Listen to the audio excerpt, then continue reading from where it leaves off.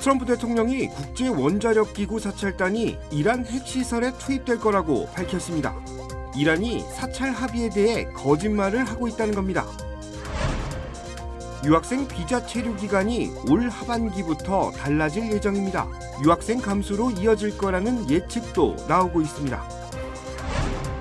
캘리포니아주 도서관에서 총격이 발생했습니다. 2명이 숨지고 어린이 1명이 부상을 입었습니다. 로스앤젤레스 카운티 곳곳에 폭염주의보가 발효됐습니다. 수요일인 내일이 가장 더울 것으로 예보됐습니다. 내일 대한민국 축구대표팀이 남아프리카 공화국과 조별리그 3차전을 펼칩니다. KBS 아메리카는 주님의 영광교회에서 실내 응원전을 진행합니다. 시청자 여러분 안녕하십니까? KBS 아메리카 뉴스입니다. 트럼프 대통령은 이란 핵시설 현장에 국제원자력기구 사찰단이 투입될 거라고 말했습니다. 사찰 계획을 부인하고 있는 이란에 대해선 그게 맞다면 협상회의를 당장 취소할 거라고 엄포를 놨습니다. 김지숙 기자가 보도합니다. 트럼프 미국 대통령은 국제원자력기구 IAEA 사찰단의 방문 계획이 없다는 이란 측 주장에 대해 그들이 틀렸다고 밝혔습니다. 내부적으로 미국 측에 그렇게 말했고 100% 사찰을 기록해뒀다는 겁니다. 만약 이란의 주장이 맞다면 지금 당장 회의를 취소할 거라고 강조했습니다. They know they're wrong. They told us inside and we have it down 100% inspections. And if they were right, I'd cancel the meetings right now. 이란이 IAEA 사찰 합의에 대해 거짓말을 하고 있으며 만약 합의를 끝까지 부인한다면 전체 협상을 뒤집을 수 있다는 경고로 풀이됩니다. 양측은 지난 주말 스위스에서 만나 종전 양해각서에 서명한 뒤 첫 고위급 회담을 가졌고 후속 실무 협상도 이어가기로 했습니다. 트럼프 대통령은 IAEA 사찰단이 언제쯤 이란에 들어가게 되느냐는 질문엔 정해진 건 아니지만 적절한 시기에 현장에 투입될 거라고 말했습니다. 이란 측의 부인에도 사찰 재개를 기정사실화한 겁니다. 중동 동맹국 달래기에 나선 마코 루비오 미 국무장관도 이란의 통행료 부과 시도에 대해 반대한다고 밝혔습니다. 어떤 나라도 국제수로에 통행료나 수수료를 부과할 수 없다며 그게 현존하는 국제법이라고 말했습니다. 트럼프 대통령은 대표적 경합주 펜실베이니아를 방문해 이란과의 공정한 합의를 위해 노력하고 있다고 강조했습니다. 중간 선거를 앞두고 지지층을 안심시키는 데 주력하는 걸로 보입니다. 워싱턴에서 KBS 뉴스 김지숙입니다. 미국과 이란이 양해각서를 체결하며 전쟁이 사실상 마무리에 접어든 가운데 미국인 4명 중 1명만이 이번 전쟁이 치를 만한 가치가 있었다고 생각하는 것으로 나타났습니다. 로이터와 입소스의 여론조사에 따르면 이란 전쟁이 가치 있었다는 응답은 24%에 그쳤고 절반가량은 가치가 없었다고 답했습니다. 한편 트럼프 대통령의 국정 지지율은 집권 2기 최저치인 34%를 기록해 오는 11월 중간선거를 앞둔 공화당에 큰 부담이 될 전망입니다. 학업을 이어가는 한 체류 기간에 제한이 없었던 유학생 비자가 올 하반기부터 달라집니다. 체류 규정이 대폭 강화되면서 유학생들의 감소로 이어질 거라는 예측입니다. 이유수 기자입니다. 백악관 예산관리국이 국토안보부가 제출한 유학생 비자 체류기한 규제안에 대한 심사를 마무리했다고 밝혔습니다. 규제안은 연방관보에 게재된 뒤 60일 이후부터 효력이 발생하는데 오는 9월에 시작되는 가을 학기와 맞물릴 것으로 예견되고 있습니다. 국토안보부의 유학생 체류기한 규제안은 특정 비자에 적용되던 체류기간 자동 연장 제도를 폐지하는 것을 목적으로 두고 있습니다. 유학생 비자로 입국해 매 학기마다 12학점 이상 수강하면 별도의 절차 없이 자동으로 연장되던 체류기간이 앞으로는 학업 지속 여부에 상관없이 입국심사관이 정한 날까지만 유효하도록 변경되는 겁니다. 규제안이 시행되면 학생비자 소지자들에게는 최대 4년의 체류기한이 부여되는데 어학연수 등 학부가 아닌 4년 이하 과정으로 입국하는 유학생들의 경우 이보다 짧은 체류기간만 부여받게 됩니다. 또한 학부 이후 석박사 과정을 이수하기 위해서는 별도로 연방이민서비스국을 통해 체류 연장 신청서를 접수해야 하며 지문 등 생체 정보를 제출해야 하는 과정도 신설됩니다. 국토안보부가 추진한 이 정책은 유학생 비자를 발급받아 미국에서 장기 체류하고 있는 비이민자들을 색출하기 위한 조치로 풀이되고 있습니다. 규제안 도입으로 유학생 비자 소지자들이 학업 연장 등의 사유로 체류 기간을 늘리기 위해서는 추가 수수료를 납부할 수 있습니다. 4년 이후에도 학업 연장 기회가 보장되지 않을 수 있어 그동안 미국으로 유입되던 유학생들이 감소할 수 있다는 우려도 나오고 있습니다. 국무부 집계에 따르면 지난 2023-2024년도에 미국에서 학업을 수행한 한국 국적자는 모두 43,149명으로 팬데믹 이전까지 이어지던 5만 명 수준에서 지속적으로 감소세를 보이고 있습니다. 교육계는 유학생 비자 규제안 시행으로 미국 유학에 부담을 느낀 학생들이 늘면서 감소세가 지속될 것이라고 보고 있습니다. KBS 뉴스 이우수입니다. 캘리포니아주의 한 공공도서관에서 총격 사건이 발생해 2명이 숨지고 어린아이 1명이 부상당하는 일이 벌어졌습니다. 사건은 어제 오후 5시 12분쯤 캘리포니아주 치코의 부트 카운티 도서관에서 18살 브래들리 스코세이어가 산탄총을 난사했습니다. 이 총격으로 도서관에 있던 74세와 46세 남성 등 시민 2명이 숨졌고 미성년자 1명이 다쳐 병원으로 옮겨졌습니다. 용의자는 범행 직후 도서관 뒤편으로 도주하다 경찰에 체포됐으며 용의자의 차량에서는 총기 2정이 추가로 발견됐습니다. 경찰과 검찰은 용의자가 과거 최악의 총기 난사 사건인 콜룸바인 고등학교 참사를 모방해 범행을 계획한 것으로 보고 정확한 범행 동기를 조사하고 있습니다. LA 다운타운에서 흉기로 차량을 빼앗은 후 보행자들을 향해 고의로 차량을 돌진한 40대 남성이 경찰에 체포됐습니다. 지난 16일 45살 후안 루이스 에스트라다는 LA 다운타운에서 차량을 강탈한 후 컬버시티로 이동해 주유소 등에서 보행자와 차량을 향해 광란의 질주를 벌였습니다. 이 사고로 15세 청소년부터 70세 노인까지 무고한 시민 10명이 다쳤습니다. 지역 주민들의 신고와 번호판 인식기로 추격에 나선 경찰은 도주그 끝에 LA의 한 패스트푸드점에서 용의자를 체포하는 데 성공했습니다. 검찰은 용의자에게 10건의 살인 미수 등 수십 개의 혐의를 적용해 기소했습니다. 법원은 1,025만 달러에 달하는 보석금을 책정했습니다. 동부 메인주부터 중서부 일대가 거대한 고기압 장막인 열돔 현상에 갇히면서 역대급 폭염 비상이 걸렸습니다. 전국 곳곳의 낮 최고 기온이 화씨 100도를 웃도는 더위가 이어지고 있습니다.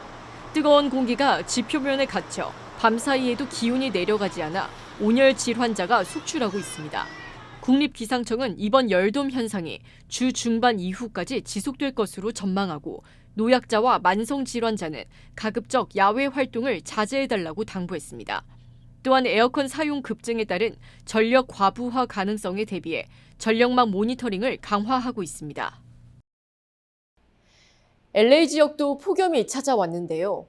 LA 카운티 대부분 지역에 폭염주의보가 발령된 가운데 수요일인 내일이 가장 더울 것으로 전망되고 있습니다. 국립기상청은 오늘 오전부터 목요일 밤 9시까지 LA 한인타운과 벨리, 산악지대 등 LA 카운티 지역에 폭염주의보를 발령했습니다. 해안을 제외한 대부분 지역 기온이 평년보다 최대 10도가량 치솟는 가운데 이번 주 수요일인 24일이 가장 더울 것으로 전망됩니다. 산간 지역은 90도대 중후반, LA 한인타운은 80도대 후반까지 오를 것으로 예측됐습니다.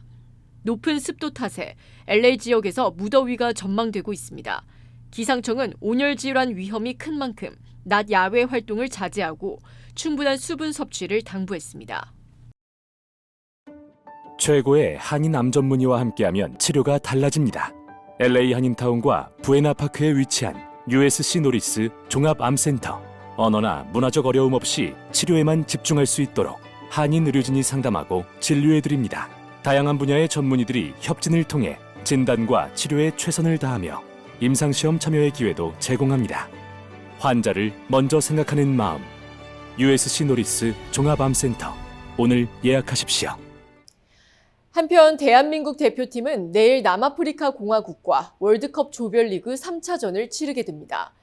LA 카운티에 이번 주 가장 강한 폭염이 예보된 가운데 KBS 아메리카와 주님의 영광교회가 함께하는 실내 응원전에 많은 관심이 모아지고 있습니다.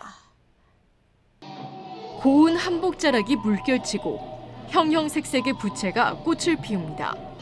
우아한 춤사위와 섬세한 동작 하나하나가 시선을 사로잡습니다. 한국의 멋을 담은 공연에 이어 경품 이벤트가 펼쳐지자 곳곳에선 환호성이 터져나옵니다. 경기 시작 전부터 응원전은 축제 분위기로 달아오릅니다.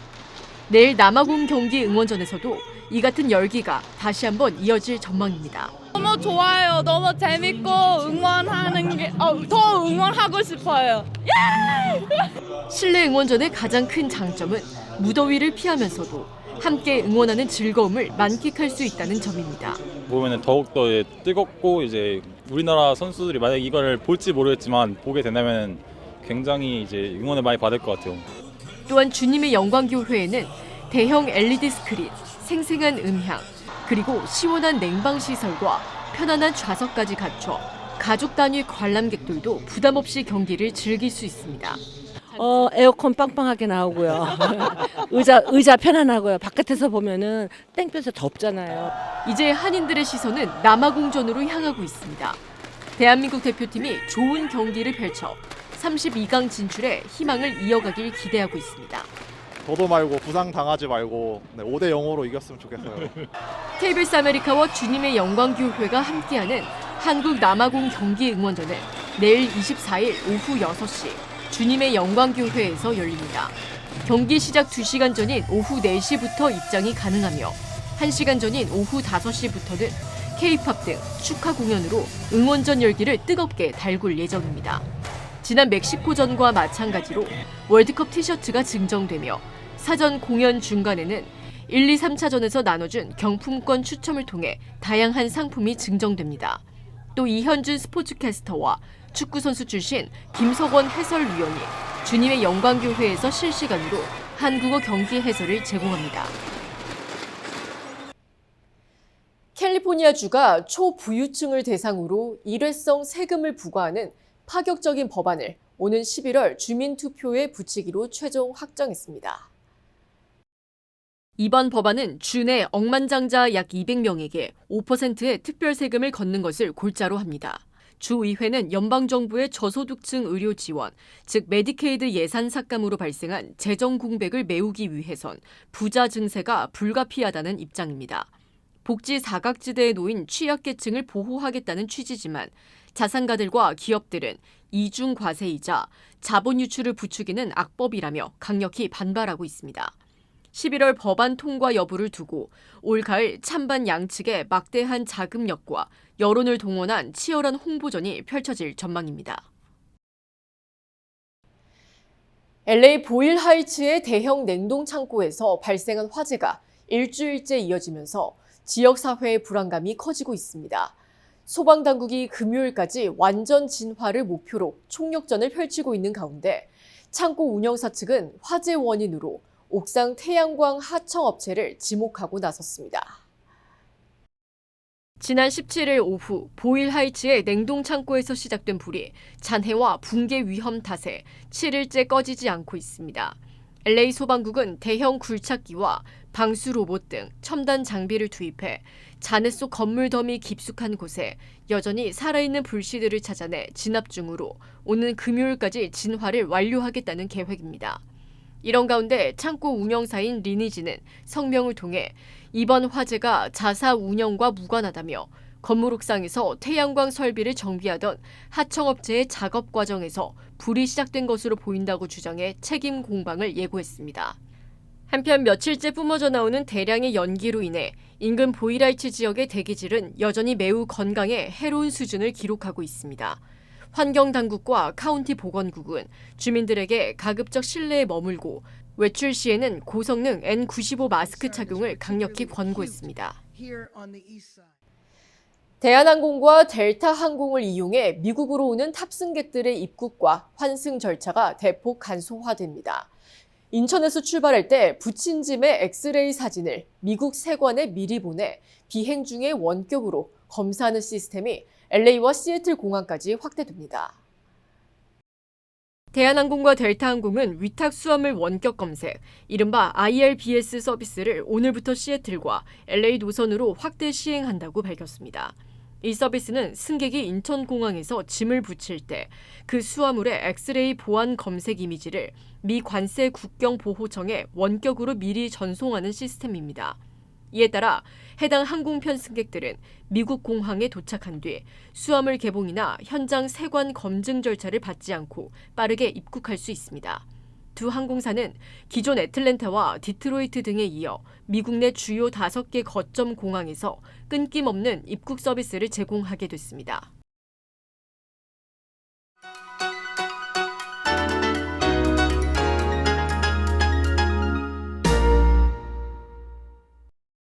주식시장은 오늘 하락했습니다. 개장 초부터 혼조세를 오가며 출렁였지만 결국 3일 만에 3대 지수 모두 떨어지는 하락세로 돌아선 건데요. 어제 나홀로 강세로 마감했던 다우존스가 전날 상승분의 30%를 반납하는 데 그치며 가장 적게 떨어졌고 이틀 연속 하락한 내스닥과 S&P 500은 나란히 2주 최저치로 밀렸습니다. 국제유가와 국채금리가 동반 하락했고 S&P 글로벌 제조업과 서비스업 PMI는 모두 전망치와 전월치를 웃돌았습니다. 그럼에도 내일 실적 발표를 앞두고 13% 넘게 떨어진 마이크론 테크놀로지는 반도체질에 집중된 패닉 셀링을 유발하며 매도 심리를 자극했는데요. 여기에 어제 13개월 만에 최대 낙폭을 보였던 알파벳은 오늘도 추가 하락하며 5월 18일 기록했던 사상 최고치 대비 16%까지 급락한 9주 최저치로 후퇴했습니다. 반대로 어제까지 3일 연속 하락했던 스페이스X는 개장 초 약세를 강세로 뒤집으며 소폭이나마 4일 만에 반등하는 데 성공했습니다.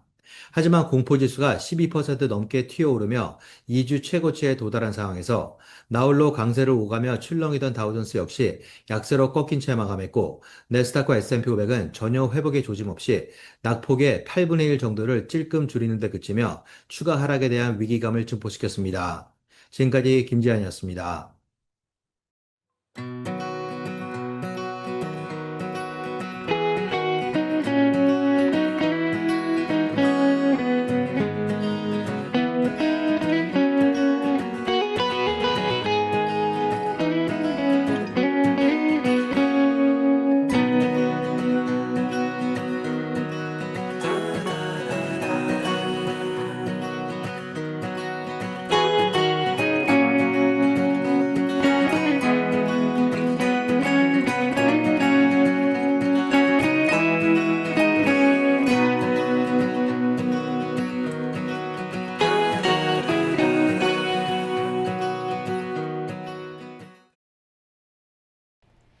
KBS 아메리카 뉴스 오늘 소식은 여기까지입니다. 편안한 저녁 보내시기 바랍니다.